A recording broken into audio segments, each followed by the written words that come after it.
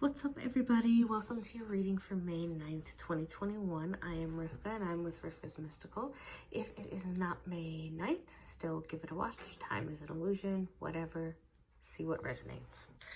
All right, let's take a look at our cards. So, cards we have are Eight of Cups reversed, Magician reversed, Nine of Swords, bottom of the deck, High Priestess reversed.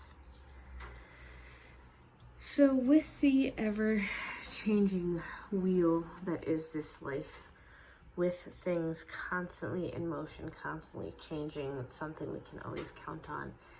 It can be very easy to forget to grieve through this whole process. Now,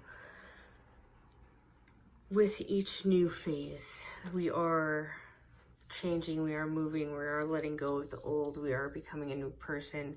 What was is now changed into something else. It's always changing. So, you are, as you're transforming into a new thing, into a, growing into a new person, having a new attitude, you are sort of shedding the old, and something old is dying, something old is being let go of.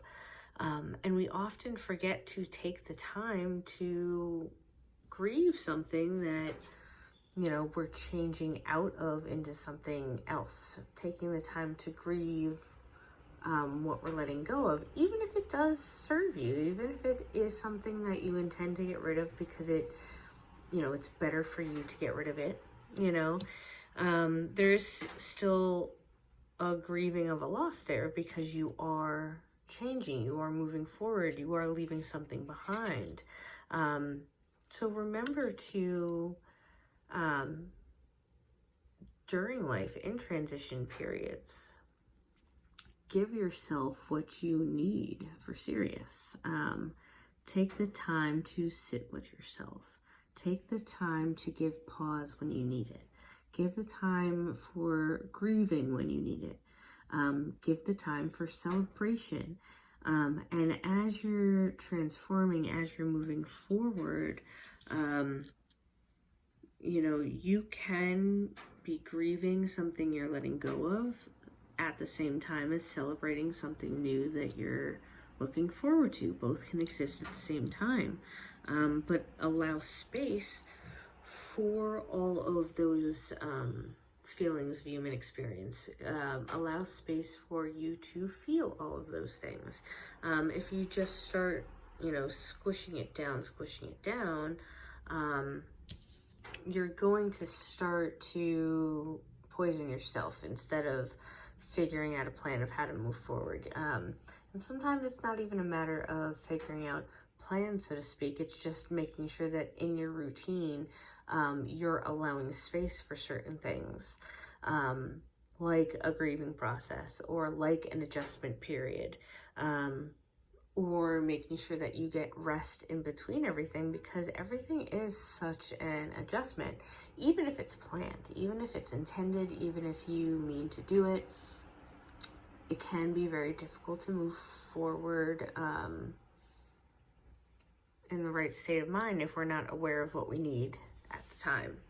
Because you don't want to just throw your hands up because you didn't plan it out right, because you didn't allow space for what you needed. You might be walking away from something, it might be intended, but make sure that during this whole process, whether or not you intended to leave, change, adjust, whatever's happening, make sure that, you don't end up throwing your hands up for the wrong things because you didn't allow time for your own grieving. Don't take it out on other people or situations or whatever, because you're not allowing space for that grieving because of some adjustment. Adjustments are, change makes us cranky sometimes, a lot of times. It's fine. You're implementing a new habit, whether it's little, small, big, whatever, implementing a change can be difficult, but make sure that you are allowing space to grieve whatever you need to grieve, to allow space for adjustment. So when you are feeling like the sky is falling, or when you are feeling very agitated because a change has happened, you can manage it better. You can manage your own expectations. You can manage your own brain space. Because if you're dealing with the feelings as they're happening, instead of squashing them or pushing them down, and you're maintaining them, and you're moving through with this human experience, and you're actually addressing things as they come along, this change process, this grieving process won't feel so big, you know?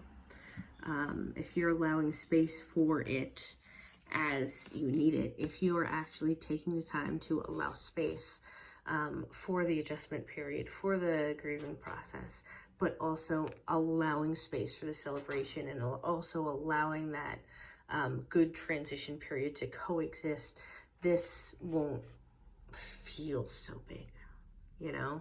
Don't neglect the feeling or the angst or the change for so long because you just don't want to deal with it, that it turns, like, it starts simmering for so long and turns into a big thing. When you can address it right then and there, grieve as it goes on, and allow that, you know, realize that you can simultaneously grieve something and celebrate something.